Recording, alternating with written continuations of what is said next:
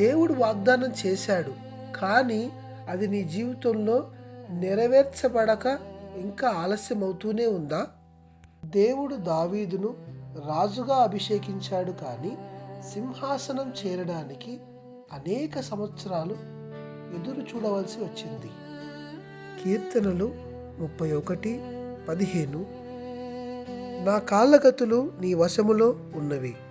నీ సమయం మనుషుల చేతిలో కాదు గాని దేవాతి దేవుని చేతిలో ఉన్నది.